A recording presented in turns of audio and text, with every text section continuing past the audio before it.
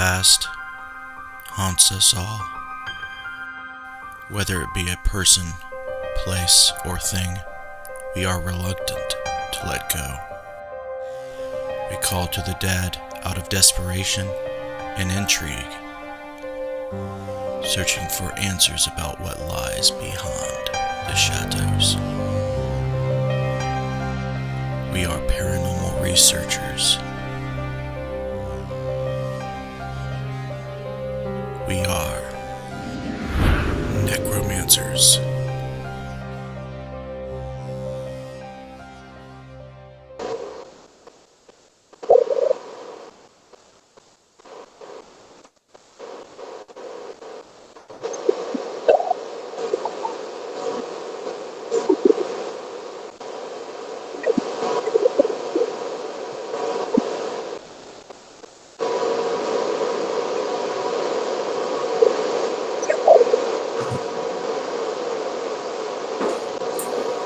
It's missing up, Melissa. Not much. Or even like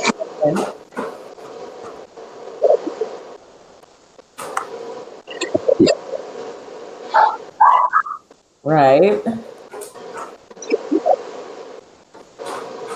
Yeah. There's no audio. Did you say? Yeah, they're saying on YouTube can't hear you, Justin.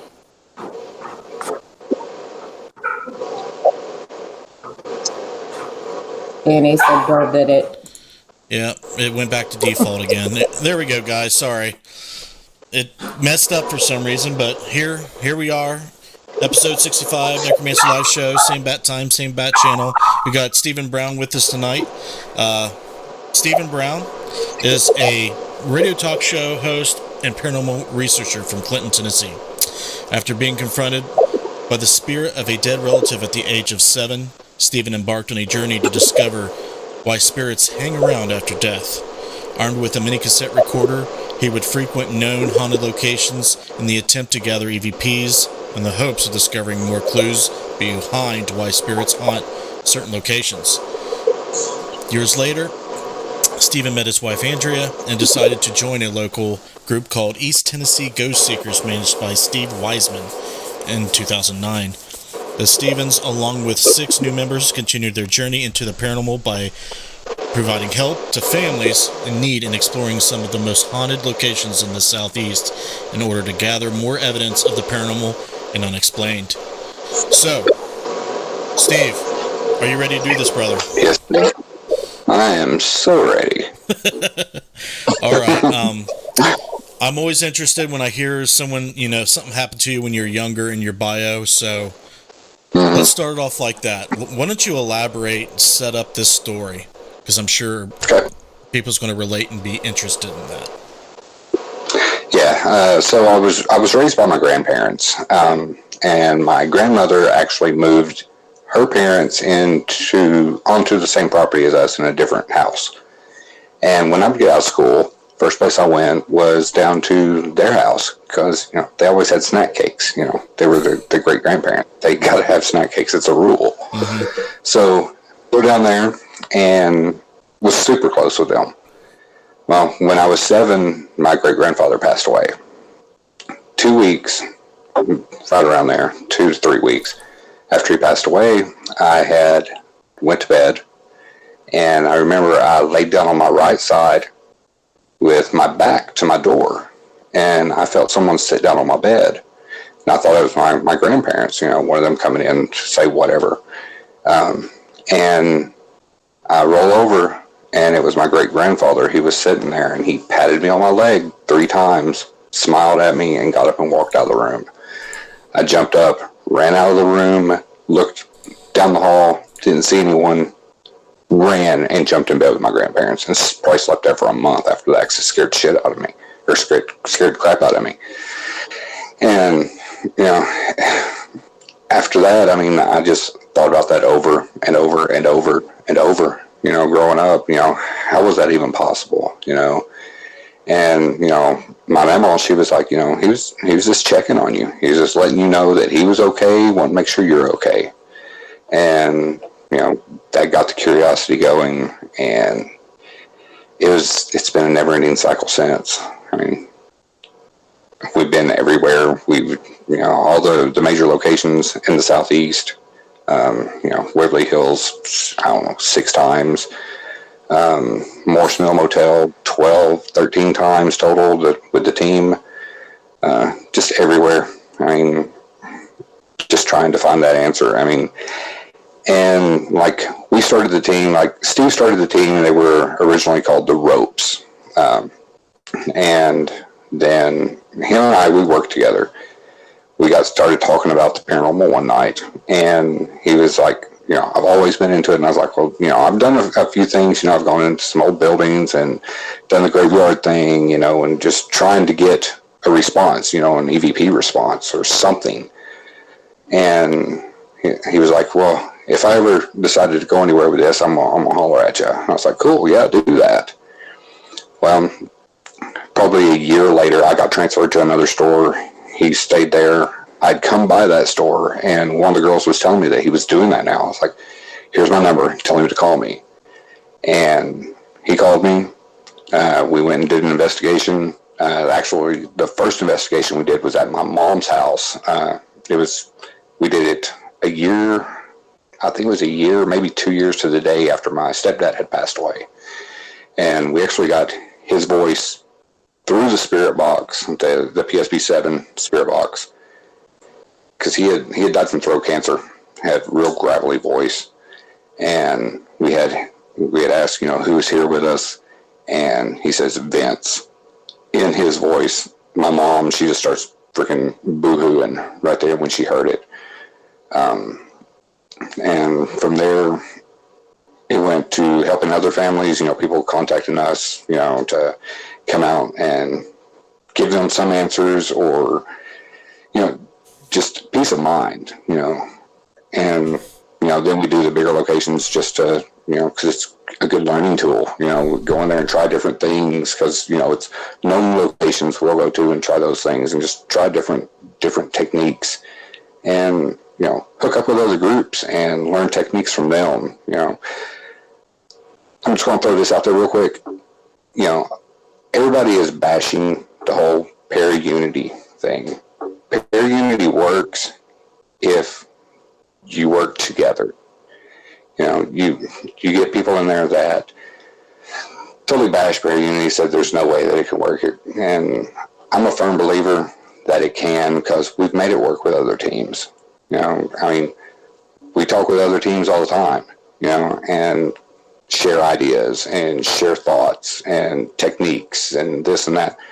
You just got to be open-minded yourself, and you can make para-unity work. That's my little spill on that. So I'll get off that. But, I've been doing this now since 2001, and, every time we go out, we learn something new. So I love it. Love it.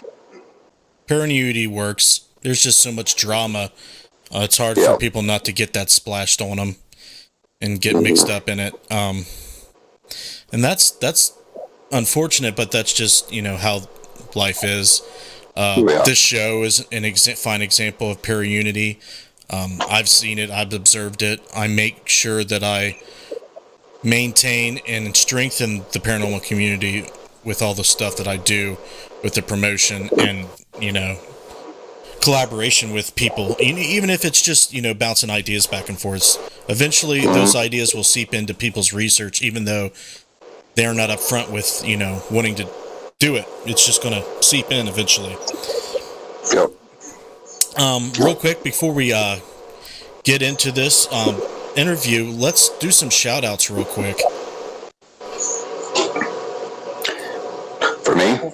No. The chat moderators. Okay. Yep. Okay, I have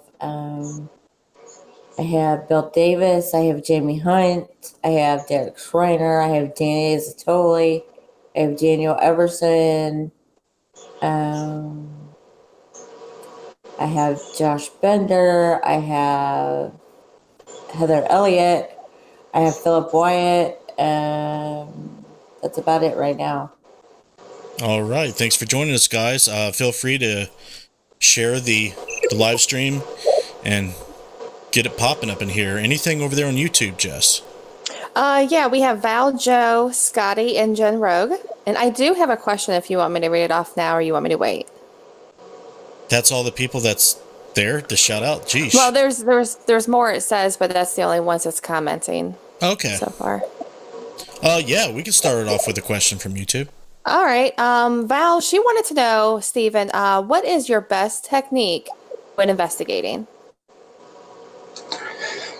Best technique. Probably just sit and we do burst sessions. I love doing burst sessions because, you'll ask 2 minutes of questions, listen back, real time, and build off that. I mean, that's taken us a long way, during investigations, just doing the burst sessions. And we do those a lot. That's probably one of my favorite techniques, just doing burst sessions, either solo or, with someone else. Sure. And that is it for right now on YouTube. All right, sweet. Just to kind of go further with that question, so you focus on EVP research with digital voice recorders? Yes, sir. Yeah. I mean, we have, the different spirit. We have, the PSP-7, the PSP-11. We have the Ovilus. We've got the old school PX devices. We've got all that stuff. But I'm an EVP guy. That's what I started out doing, and I'm an EVP guy. It's catching that video is great, but that doesn't happen very often. I've been doing this for many years, and we have maybe 3 or 4 really good pieces of video evidence, and that's it. But we've got amazing EVPs. I mean, at Waverly Hills, we got, it wasn't EVP, it was a disembodied voice. We were on the 2nd floor and headed down to the end of the hall, started up the stairwell to go meet the rest of the group up on the 4th floor. And we start up the stairwell, and we get this little voice of this little girl. Says, "Can you help me?" I mean, we all come to an abrupt stop. It was real muffled. We couldn't tell what it was. It was like, whoa, whoa, whoa, whoa. It was just a high pitch. And then off the camera, Steve was carrying, it was like an old Sony, I'm not sure. I can't remember what it was at the time, but it was an old Sony handheld camcorder. Had like the 30 gig hard drive built into it. And the audio that camera picked up, it's clear as day. Can you help me? It's amazing. That stuff I love. I mean, I'll take that over, a misty shadow figure that you can't really tell what it is any day. Right. I've definitely captured quite a few voices on the 2nd floor. Down at the end, near where the stairwell was, we caught something asking why to some of the stuff we were talking about, and we've heard coughing on the 2nd floor.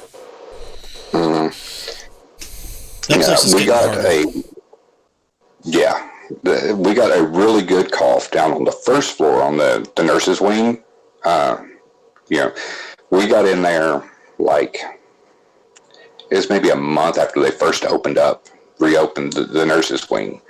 I think Taps had got in there and done it for their show, and then we came in about a month later, and we were in there, and nobody was in there, and we were getting sound like rocks being thrown down the hall. We could hear someone talking at the end of the hall. And the cool thing was when we watched the episode, when it finally aired, where Taps was there, Amy Bruni and Adam, they heard the talking down the hall, the same thing we heard. It's like, holy cow, that's awesome. So. Yeah, it's like I was about to say, it's getting harder to do voice phenomenal research there because it's so noisy. You got to wait till later on, and it's a little better. That could lead us on into maybe a question to talk about what are your favorite places to do paranormal research that you've been or that you'd want to go. Okay, bucket list. Would love to do Trans-Allegheny. love to get in there and do that, and would love to come up and do the Ohio State Reformatory. Love to do that. Old South Pittsburgh Hospital, we've got amazing EVPs from there. Hellsbar Dam, we've got amazing stuff from there. We got a full body apparition on video that we got on the 3rd floor of building 2. That place is awesome. Is that video online anywhere? Yes, it is. Yeah, you can find that on our YouTube page or on our Facebook page. It's just inside the investigation. I think it's like 57 minutes into the investigation or something like that. Or maybe a minute and 3 seconds. Somewhere in that 5-minute area there. But yeah, we're going up the steps and going up to the 3rd floor. And as soon as we get into the 3rd floor, walk through the door, we like pan the camera to the right and then to the left and then back. And in that pan, there's a little girl standing at the end of the hall, and she actually turns to her left and walks behind just like an old shelving unit. What's the name of the video on your YouTube channel? It's the Haunted Hillsborough Dam full investigation, I think is what it is. Haunted Hills. Hales, sorry. Yeah. Yeah, HALES. Yeah, I got Haunted Hills Bar Dam investigation. Do you know right about when? Because I would like to show this if you don't mind. Yeah, I'm thinking it's like around 57 minutes. I'm thinking. Okay. 57 minutes. Okay, let's go to let's go to here. We can turn the window capture off. 57 minutes. Yeah, somewhere in there. If you get to a spot where you see where the camera is going up a stairwell, you're right there at it. Well, come on, follow us. We're gonna go in this other room. But yeah, I mean, it was amazing. I mean, we went, we've been there. I think the last time we went was 15 times that we've done Hellsbar Dam, and we went in there and tried to recreate that to see if it was something that a shadow or whatever that we were causing. Never have been able to recreate it. Okay, you're sitting right now, and it's 57:09. It might be okay. I just seen you coming up steps here. There we go. Okay. All right, let me unmute this. We're going in this other room. But yeah, I mean, it was like when we were reviewing and I saw that, I sat and I watched it like 20 times before I ever had any of the other guys come over and look at the video, and I was like, just tell me, am I seeing what I think I'm seeing? And they're like, oh my God. So is it when you're walking up the steps or when you get up?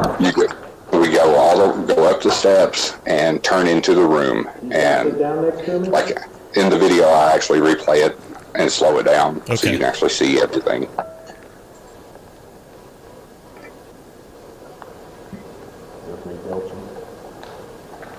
Because I'm wanting to see this. Yeah, right. About, yeah. So I can pull it up on my iPad. I can tell you exactly where it's at. I'm waiting for it. You guys have got up to the room you're at, and you're just sitting around asking questions. Nothing's happened yet. Mm-hmm.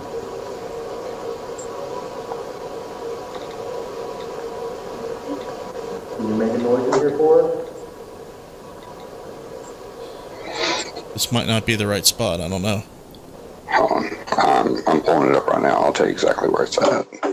Okay, we'll wait. We'll let you pull it up, and while we're waiting, we'll go to some of the questions. Oh, I can definitely hear that.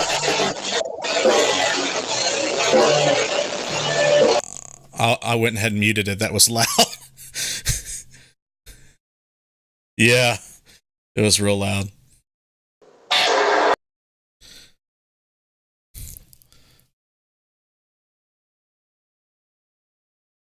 Okay, any questions on Facebook and YouTube while he's looking for that? Yes, I have a couple more shout outs. I have Alec Bob was on. Oops, was on is on.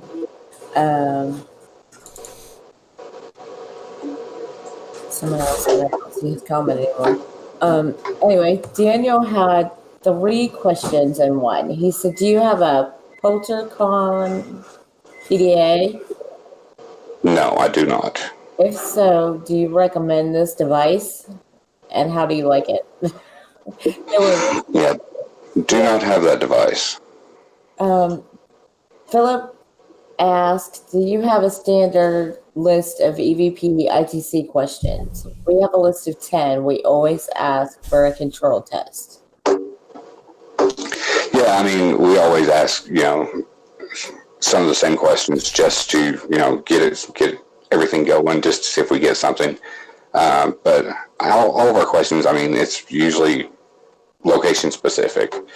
And because I don't know, me personally, I don't see why, asking the same standard, "Can you tell me your name?" over and over and over again. But I mean, we do that, when we first start up. But I mean, usually everything is location specific. Okay, and that's all I have on YouTube for right now, or Facebook for right. Any on YouTube? I actually have a question. Steve, I don't know how to word this other than, what was your biggest, like, oh shit moment while investigating? My biggest oh shit moment happened at the Morse Mill Motel in Morse Mill, Missouri. We had gone in there to investigate. This is the very last time we went there. The guy that owned the place, Patrick, he would call us and let us know when they're over their little ghost tour that they would do till like 2 a.m. He called us and he's like, "Hey, they're leaving out at 2 a.m. If you guys want to go ahead and go in there and start setting up your cameras for tomorrow night, you're more than welcome." Cool. So we left. We all pack up. We get in the vehicles, head to the Morseville Motel.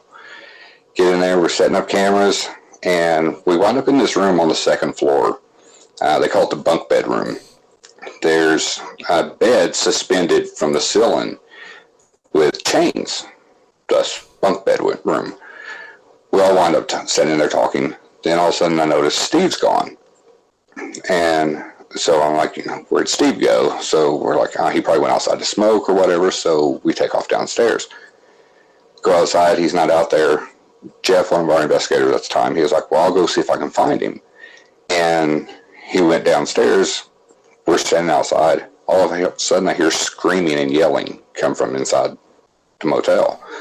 I take off running in. When I run in, Tim, one of our other investigators, is running past me, and he's like, "Jeff wants you downstairs now." I go downstairs. When I start down the stairs to the basement, Steve crosses my path, and he's like screaming and yelling into this room that had a big cistern in it. And I was like, "Dude, what's up? Who are you talking to?" He's like, "This bleep, bleep, bleep, bleep, bleep in here, And so I walk on down the steps, and I'm like, "Where's he at?" And he's like, "He's right there. Don't you see him?" I'm like, "How about we leave, and maybe he'll get out of here?" And he's like, "I'm not leaving until he leaves." And, this goes on for a couple of minutes. All of a sudden, Steve starts gagging, throws up in the floor. Me and Jeff grab Steve, run out of the motel. Steve goes out in the yard, and he's standing there. Jeff's sitting on the stoop going into the front door. I'm standing directly in front of Jeff. Cody and Tim are sitting on this rock wall that surrounds the place. Steve's like, "Who's inside there?" And we're like, "Nobody. We're all sitting right here." He's like, "Somebody just walked by that window." 2 seconds later, one of our equipment cases that probably weighed 20 pounds landed directly behind Jeff in the doorway. It was sitting on a couch, probably 15 to 18 feet away from the door. That was a total oh shit moment. Wow. Yeah, that is pretty good.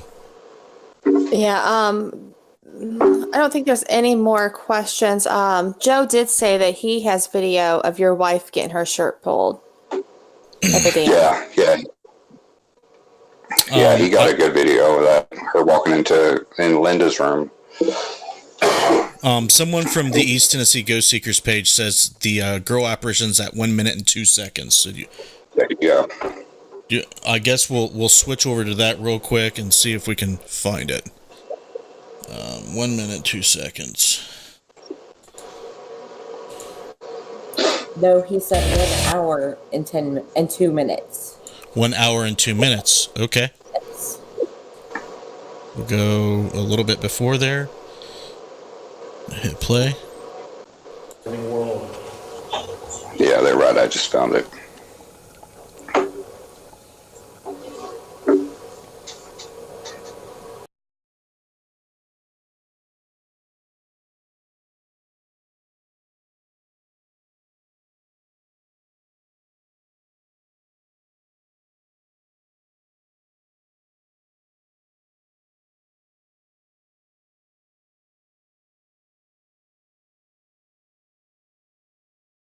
It looks like you just walked over and you're trying to find something with your flashlight.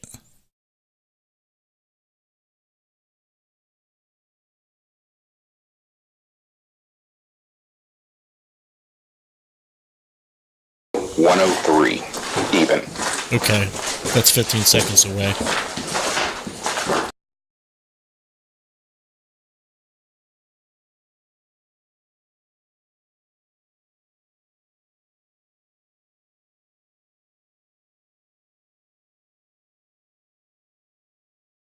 Yep. Oh, I seen it. Wow, I do see it. I saw it for a split second. Yeah, it does look like there's just a little kid just chilling back there.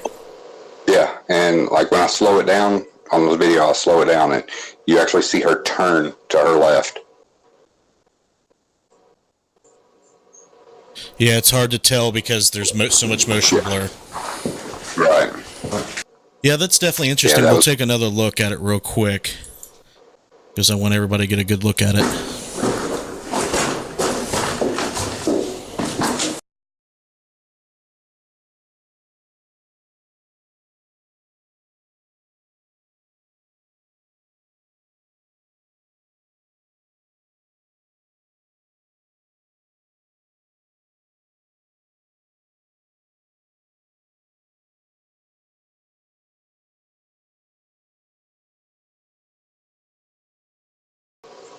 I'm muting the volume just so they can see it and not be distracted. There we go. I haven't unmuted it. So yeah, that's interesting. Yeah, I try to use 60 frames per second. Of course, we're switching to 4K for 2019.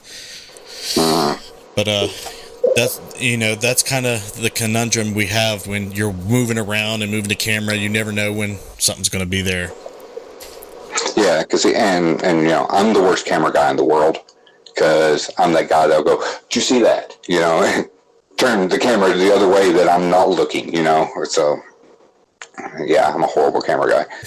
But that's why we need to get some little college kids that want to come follow us around videos. Well, the AX53, the Sony AX53 has that in lens gimbal, so that helps a lot. Yeah, see, I've got the AX33, and it has the same thing, and yeah, it's totally helped a lot. And then teaming up the 60-watt deadlight with it helps a whole lot. Yeah, it does. Light is good. Yes, it is. Any more questions for Steve from social media before we move on? Nope. I don't have any questions. Joe did say, tell Steven I said hi and hope to see him soon and his team soon, that you guys are a bunch of kick-ass people. Awesome. Thank you, Joe. Yeah, thank you, Joe. Appreciate it, brother. Can't wait to see you. All right, so I'm interested. Okay, you start ghost hunting. You start off just pretty much like every team does, and then you and Steve tool up your team with new investigators. So do you want to shout those folks out real quick? Yeah, actually, the first one I'm going to mention is my wife, of course, because like we got together, and we actually got together through our Facebook page. It's a love story. It really is. She went on and she had liked the East Tennessee Ghost Seekers Facebook page, and then wound up sending me a friend request. We took her on an investigation, old plantation house. She sat in like one of the slave quarters rooms, sat back there for like an hour and a half with a digital recorder, an EMF detector, and a camera by herself. And after watching the video, reviewing, and saw that she didn't get scared, she was like persistent and going. I was like, dude, I got to marry this chick. And so, yeah, we got together and she joined the team. And she's been in the group since 2013. Then the one behind her would be Jessie Arms. Jessie, we call her Sweet Tea. She's been with the team 2.5 years now. And our two newest are Mike Howard and Elsie Adams. Met Mike because he was a DJ at a radio station, had us on during Halloween one year, wound up investigating the radio station. And then he came down to Old South Pit and investigated with us there. He did Hell's Bar with us, and now he's doing residentials with us. So those guys are awesome, and they're great. Everybody on the team is great at research, and that's something I love, because we go into these locations knowing stories, knowing, some of the facts and some of the tall tales, So I got to give a big shout out to the whole team for that. I mean, I couldn't be happier in a paranormal group than I am with these guys. I mean, they're family. Every one of them, they're family. That's awesome. I did notice that your old lady, Andrea, not that she's old, you lucked out there. She's on the podcast. She's engaged. She's right there with you, dude. And dude, she loves it. She loves it. Yeah, I could definitely tell. Because that's like the podcast. It's her and Steve. They're constantly like, "We need to do another podcast. We need to go do another podcast." I'm like, I work 60 hours a week, but she's all about it, and yeah, I'm very, very, very lucky there. Very lucky. Right on. Let's talk about. Let's see. What did I have in mind? Let's talk about the kind of the residential services you do. You say in your bio that you want to help families. Is that something you do on the regular? Is it rare? Let's talk about that a little bit. Yeah, I mean, that's what ETGS is formed on. We formed just to help families, because everybody in the team, past members and current members, all of us growing up have had some sort of paranormal experience that scared the crap out of us. And we understand how terrifying that can be to a family, especially a family with small kids. I would say 8 out of every 10 investigations that we do, residential investigations, involves children. And, I'm a dad, I'm a stepdad, my wife, she's a mother, Jesse's a mother, Mike's a dad, Elsie's a dad, Steve, he's a dad to his dog. And, we all want to help those families. We don't want people being scared. That's your house. You don't have to be scared living in your own house. And that's something that we try to push to these families, that contact us and we go and investigate. I mean, I'm not gonna lie, there's been a few cases that, I couldn't explain what was going on, and it was terrifying. Like, we did one investigation, a lady had moved here into the Knoxville area. She had got a divorce, she was looking for an old historic home, and wound up buying this house that was built in the 1800s. Beautiful house. Had like a 3,000 square foot veranda on the front of the house. It was everything she was wanting. She's an antique dealer. She bought the house. When the moving company's moving her stuff in, she's hearing people talk. She's going to the moving guys, like, are you guys, who keeps, calling for me? And like, we haven't called for anyone, but we've heard voices. Well, after she gets settled, she's in her kitchen one night, she's cutting up a chicken, and turns around and every cabinet door is open.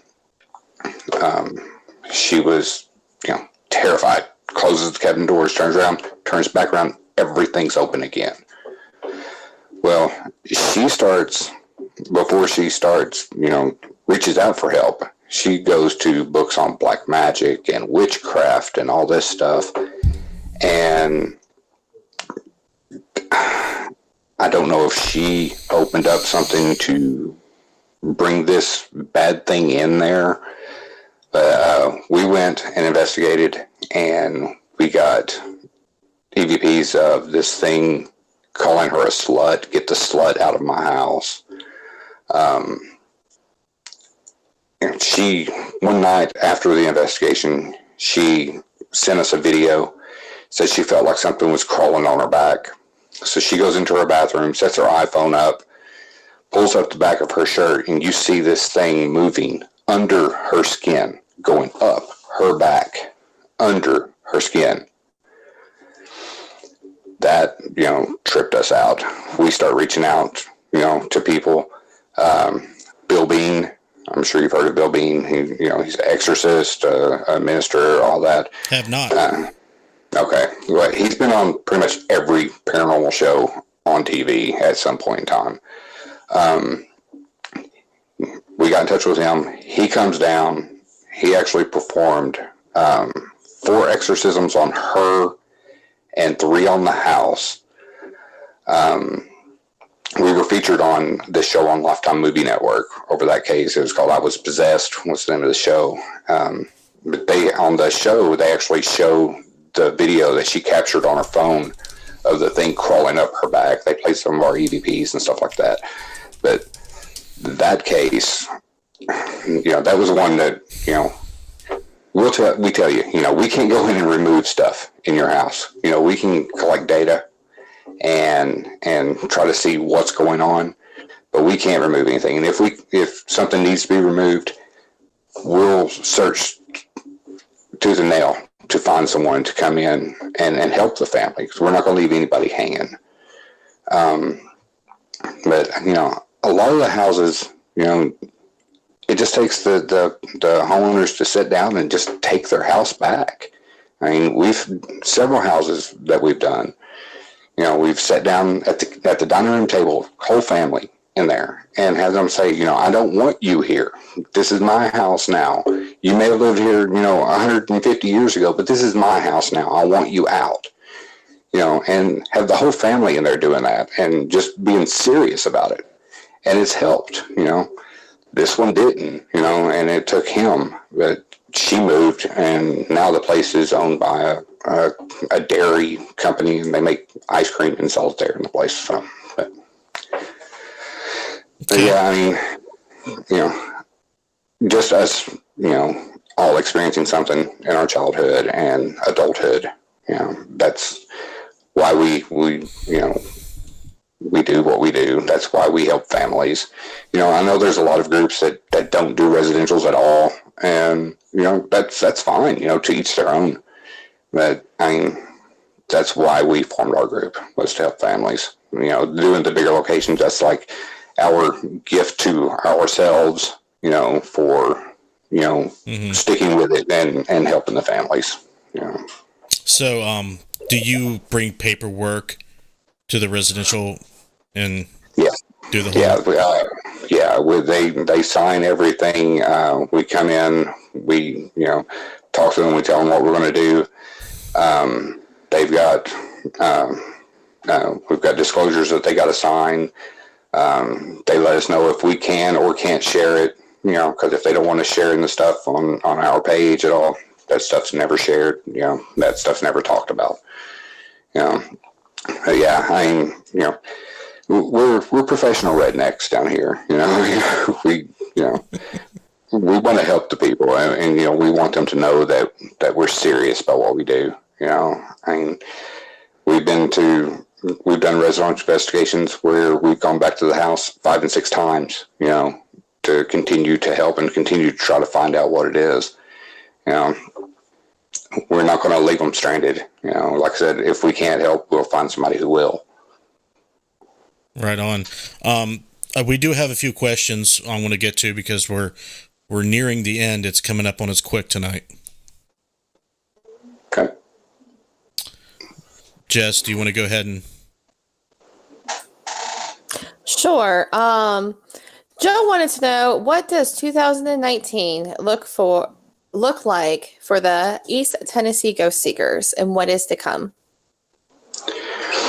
2019 hopefully will be awesome. Right now we are working, Mike, one of our investigators, he works at a radio station in Morristown, Tennessee. It's up in the Tri-Cities area.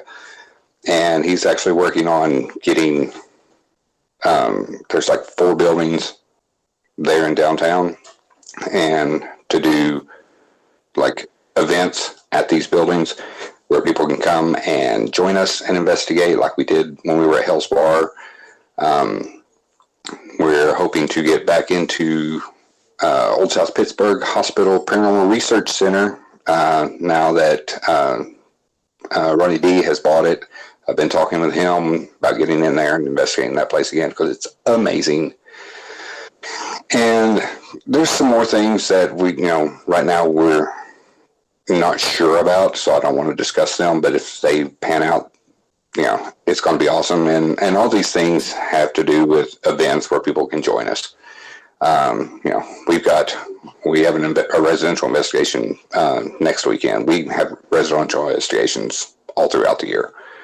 So, but like the big stuff I talk about, that's stuff where people can come in and join us and investigate. And like when they come to our events, we put our tools in their hands. We're a guide. We walk around with them, and, you know, they use the SLS camera. They use, you know, the millimeters and all this. We put the tools in their hands, and they're the paranormal investigator for the night. So we should have a lot of that coming up this year. Sounds like fun. Any other questions from the Peanut Gallery? There is none on YouTube. What was it? None on Facebook either. None on Facebook and YouTube. Okay, well, I got a few more to ask you, Stephen. You mentioned the SLS camera.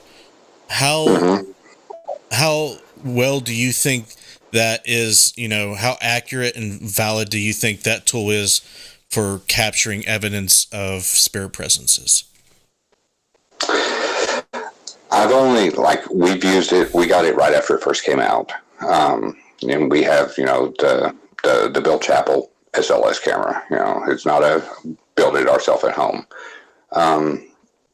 And we've used it since we got it, and there's been maybe 3 occasions that we've caught something that we've either caught the same thing using a FLIR at the same time, or got millimeter spikes, or, you know, K2 hit at the same time. And, you know, those times it makes me wonder, you know, is that, you know, really real? I mean, like, we were at OSPH and we were using a FLIR and the SLS, and LZ sticks his hand out, and because we were mapping something out, and I'm like, reach over and grab LZ's hand. LZ didn't know when it was touching his hand, and as soon as it touched it, he's like, my hand just got really cold. And I didn't tell him when it touched. He's just standing there with his hand out, and he's like, okay, my hand just got really cold. And we caught it, you know, the image on the FLIR and on the SLS. And also at Old South Pit, one thing that was just, it was crazy. We were in, there's a room on the 3rd floor. They call it Nellie's room, Nellie and Irene's room. And we were in there, and we're like sitting on the bed, and we're like talking, and then we start, you know, trying to talk to the the little old ladies that people have communicated with there, Nellie and Irene. And all of a sudden on the SLS, we pick up this image, it maps out this stick figure that is like 7 feet tall. And it bends over at the waist, hands down, like in dog form, and floats through the ceiling and disappears. Probably was nothing, but it was badass watching it, Well, the reason I ask is I've done a segment on my blog show, My Paranormal Soapbox, and I've read articles from skeptics and engineers about how it works and the flukes behind it. So you'll get a lot of false mappings and weird squiggly things around because it's trying to compensate for limbs that aren't there when it's mapping it. Do you find that makes it kind of hard? Yeah, totally does. Because I'll be sitting with it and with it up against the wall, it just like sitting there shooting against the wall, me 3 feet from the wall, and all of a sudden it'll just blip in, you get stuff just pop in and pop in and pop in. And it's like, there's no, well, I can't say there's no way because I don't know, but it just seems impossible for it to be that close and to be as small as it is on that. Because it would have to be, this big, the way as close as I've got it to something for it to map in and be the size it is on there. So, it's just, I don't know. They're all tools, and, we don't know if any of it legitimately works, but it's all, it's all tools of the trade. And, I enjoy working with it because I'm a tech geek. So, I enjoy all that stuff. We've got the, what is it called? The Paranormal Puck too. We have that, and Andrea's had, some things come back when she'd be texting, and asking questions and it come back. I think we may have had, in the 3 or 4 years that we've had the thing, we've maybe had 2 or 3 statements, answers to questions come back that seem relevant, Otherwise it just sits there, like the spirit boxes, the PSB 7, I totally prefer that over the PSB 11. I guess just knowing that I heard with my ears my stepdad's voice come through that, 2 years after he died, to the day, that sold me on that piece of equipment. It really did, and that, I've heard radio interference and all that come through it, but I've never heard another voice that I know. But I heard his. Did it happen just the once, or did it happen frequently? Just the once. Just one time. And we've investigated there probably 6 times. Yeah, Excuse me. It's hard not to be biased when you come across something like that where you're investigating something you have emotional attachment to. Generally, when you're trying to do legit science, that's something you want to stay away from. But it's really tough when you're dealing with life after death scenarios, and it is tough. But that's the main drive. A lot of people do it. When my dad passed, that really got me wondering. I need to go. Find out for myself. I need to go out there. I need to, unsolve some mysteries, or solve some mysteries, as they say. Right. So that it's interesting when you get those types of things that you can make, happen either for yourself or for clients. It's hard for you to submit that to a skeptical or a scientific community. Do you think that we're edging closer to getting to the point where we can gather data or evidence that will be objective enough, where whether you believe it or not, or believe it or not, it is what it is? Do you think we're getting anywhere close to that? Not as close as I want us to be, no. But I mean, I think with, and I guess it's bad to say, but good to say at the same time, the way that it's come so forefront with TV, it's drawing more people in. And, because you can turn on your TV anytime during the day and go to, Travel Channel or Destination America or whatever, and you'll find something, on the paranormal on, and people are watching it.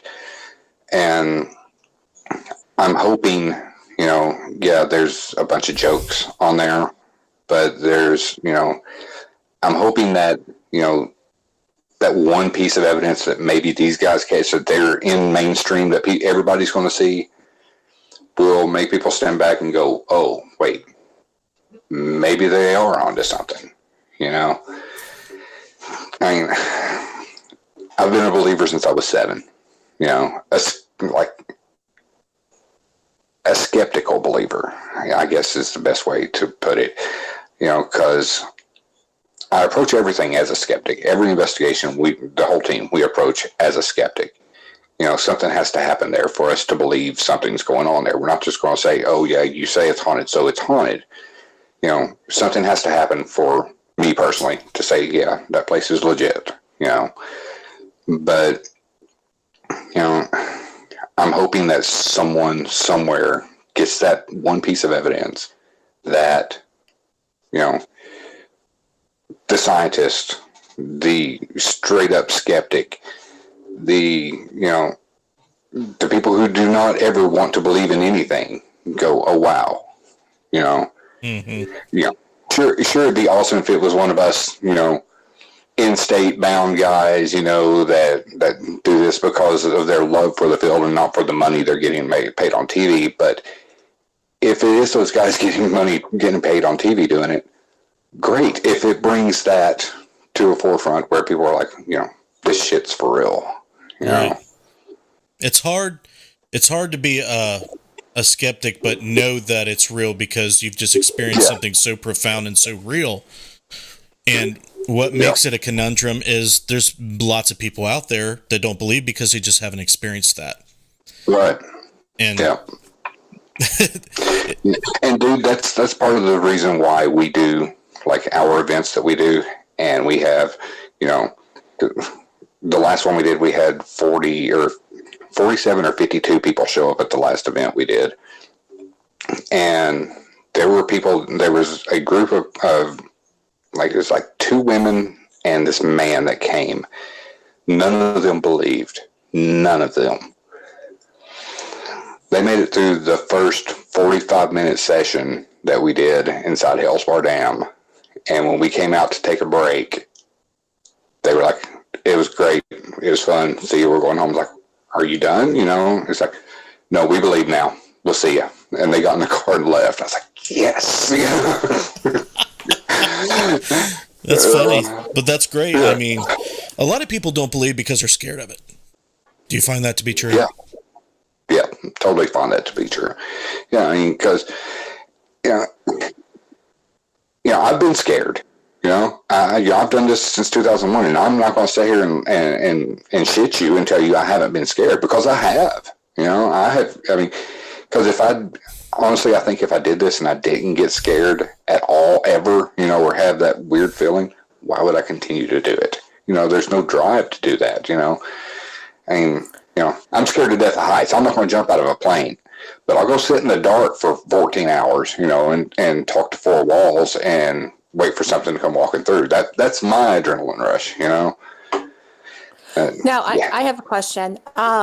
Like being, the scared and stuff like that. Do you think it's scared of what it is, or scared of the unknown? I think it's both. Does that make sense? Yeah, it totally makes sense. Yeah, I think it's both. I mean, because, like me personally, I saw my great grandfather sit down beside of me. I've sat in Waverly Hills and watched shadows walk across the hall and walk up the hall. I knew what that was. I knew that was him. These things, I don't know what they are. I don't know what their intent is. So that's scary. You take someone who's never experienced it, or just, their first time experiencing it, that's going to scare the hell out of them. You know, I mean, right. And it's like they, you know, possibly don't want to know. Yeah. I mean, you know. well, we've had, like, I've had people come to me, you know, and message us on our page and stuff, or give us a call and say, you know, my mom's house is super haunted. I've experienced stuff there since I was a kid. She's still living there. But my dad says, oh, it's nothing. You're just imagining it. She goes, but it's, you know, I think it's because Dad's afraid to find out, you know, and I totally understand that. You know, I mean, if you don't understand something, and this is something that, you know, no matter how much, you know, we do this, we're not going to totally understand, you know, but you take someone that's never experienced it, or they are experiencing it and they don't want to understand, they don't want to know what that is, they don't want to know it's, you know, Jimmy down the street that passed away 4 years ago hanging out in their house, you know. It's just, I don't know, I could ramble about this for hours. But I mean, I understand where people don't, you know, where they get scared, and because they don't know what it is, or because they don't want to know what it is, because I've dealt with that, you know, with our clients on both sides, you know. Sure, and I think a lot of it has to stem from growing how they were raised. Mm-hmm. Yeah, you know, I mean, it's imaginary, it's not real, blah blah blah, and so that's just what your mindset is on, and what you think. And it's just like me, you know, I'm a Christian, you know, and you know, a lot of, like, my uncle, you know, loved the man to death. He's, you know, a devout Christian, and you know, he tells me that everything I come in contact with when I'm out doing this is a demon, because God said, you know, that people wouldn't walk the earth, you know, it would be demons. But it's like, why did Papos come sit on my bed? You know, that wasn't a demon, you know. I mean, I don't know. That's why we do it. I got you. I understand. Yeah. Okay, sorry. Yeah. No. I mean, it's just. I mean, that's the question of the reason we do this. You know, I mean, why is it? I mean, you know, what makes it scary? Why does it have to be scary? You know, I mean, but it is, and I love it. So. I think it's pretty straightforward why it's scary. You know, you'll see kids. They'll perceive spirits a lot of times as imaginary friends or just normal people that they interact with. We're taught to be scared in most situations. So what Jess said and what you're saying, you know, the programming says the stuff's not real, but when it's staring you there right in your face, that's going to terrify you because your reality breaks. Yeah. So, yeah, let's get to some of these YouTube and Facebook questions. We'll run a few minutes over. I kind of pride myself in trying to get all those questions asked. So can you backtrack through there, Jess, and find some of those questions? I only have one. Do you want me to ask it? Yeah, go ahead. Well, give Jess a minute or two to find hers. Daniel wanted to know if you've ever investigated in Michigan. No, I haven't been to Michigan. The farthest north I've been to investigate was right outside Cincinnati. We did the Saddamsville Rectory. Were you disappointed with that one too? No. Real quick story on that. We were in there. Jeff, he was one of our old investigators. He's the provoker. He would go in and he was Billy Bob Badass, get in there and, you know, just scream and yell and throw a fit and try to get something going. Well, Jeff opens up his iPad and types in satanic chant. And we walk in and we're like, what is this crap playing? He goes, oh, it's nothing. I was like, no, dude, what is that playing? He's like, it's a satanic chant. I was like, turn that shit off. Turn it off now. Turn it off, you know? And his wife was in her house in Alabama. As soon as Jeff turned that off, his wife calls. She's like, there's something going on in the house. He's like, what? She's like, the alarm system went off, the lights turned off and came back on, and then I saw someone walk. I saw foot, like the shadows of feet go by the door. Dogs were going crazy, all this. And like we all just look at Jeff and we're like, yeah. Mm-hmm. you play that crap in here, just and crap happens in friggin' Alabama to your wife. It's affecting, someone that means something to you, because, I don't know if you guys, well, I'm sure you guys have, at least one or two of you, the Ghost Adventures episode where they did the triangulation. They did Bobby Mackey's and the Winchester House, and I can't remember the other place, and they were getting spirit interaction at all three places, that was related. And I totally think that the things that happened at Saddamsville was what Jeff did affected his wife in Alabama. I swear I do. Can't change my mind about it. Interesting. Did you find the questions, Jess? I just want to make sure I was not muted. The only one I found was seizures, and that was up, but actually Stephen answered it while he was talking, so I didn't have to ask that. But that's the only one. I mean, they're kind of talking amongst themselves. All right, I just wanted to make sure that we did. Sure. I don't want to ignore anybody on the show because a lot of them. If I did skip one, I apologize, but I was scrolling. Ask it again if we didn't ask it. Yes. But while we're waiting for those questions, if they come in, Stephen, why don't you go ahead and do some plugs? Tell us what's what's coming up, everything. All right, cool. I just, everybody can go check us out on Facebook at East TN Ghost Seekers. Check out our webpage. It's easttnghostseekers.org. Check us out on YouTube. It's East TN Ghost Seekers. We're on Instagram as ET Ghost Seekers, and you can check me out on Instagram too as SJB Ghost Guy. Check out our podcast. It's Paratalk with East Tennessee Ghost Seekers. You can find us on every platform. We're on Apple Podcasts. We're on Google Play. We're on Stitcher. We're on Podbean. We're everywhere.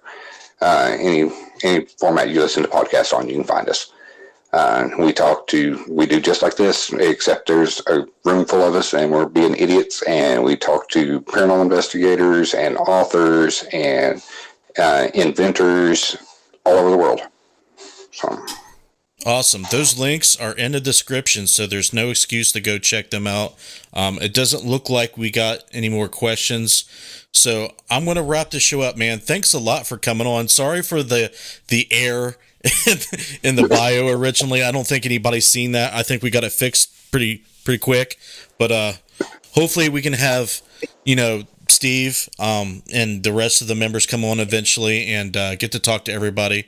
But I appreciate coming on, man. You were super cool to talk to, and hopefully we'll get to do something together soon. Yes, brother, I appreciate you having me on. And yeah, we definitely got to hook up and our team and your team get together and go to a location. It'd be a blast. We're going to try to make it to Hell's Bar Dam in 2019, so that probably would be a good spot.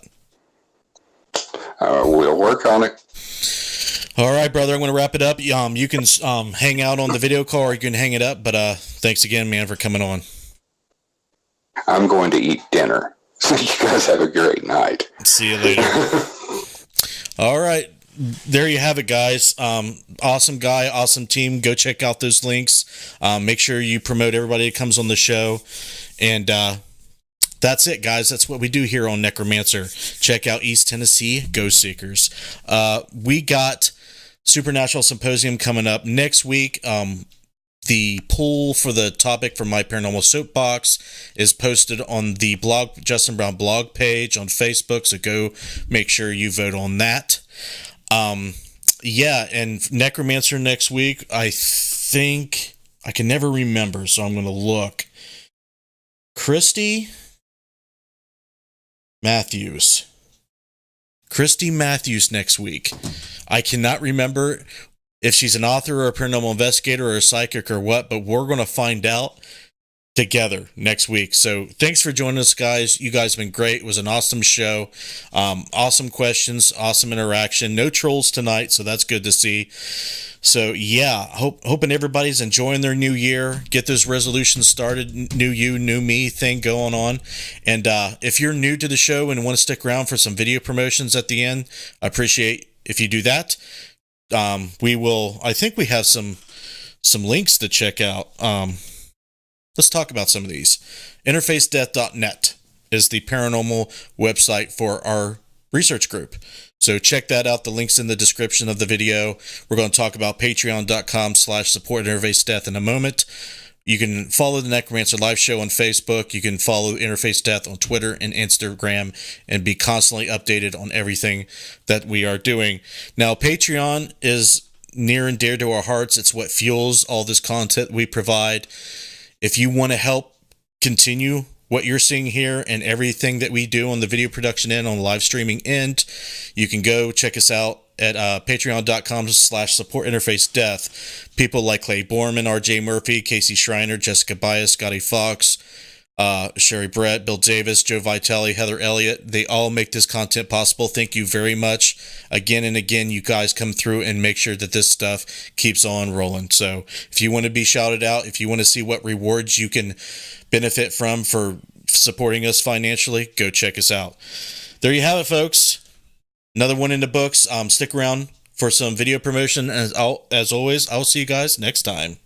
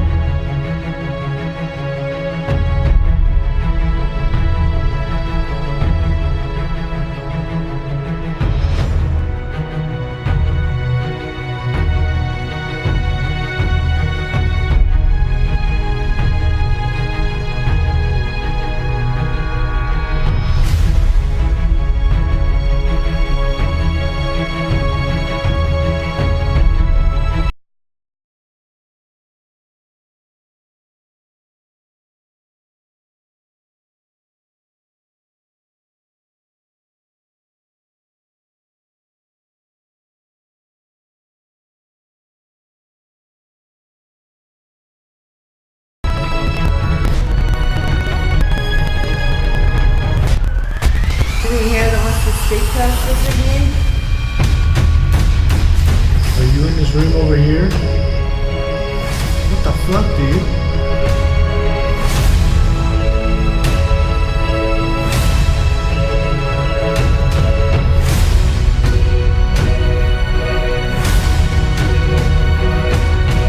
Whoa. That's weird. You didn't do anything, right? No, I just turned. Justin too close. No. He opened that door and it went off. Yeah, exactly. Did you just run out of there?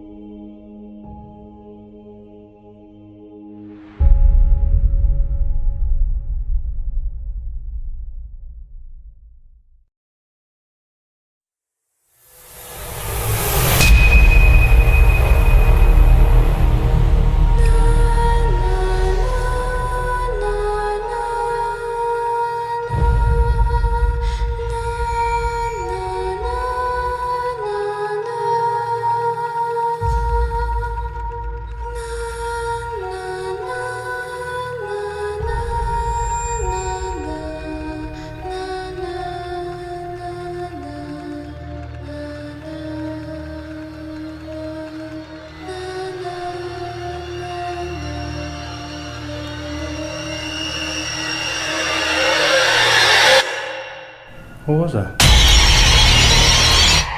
I don't know. I feel like I can't breathe in this room.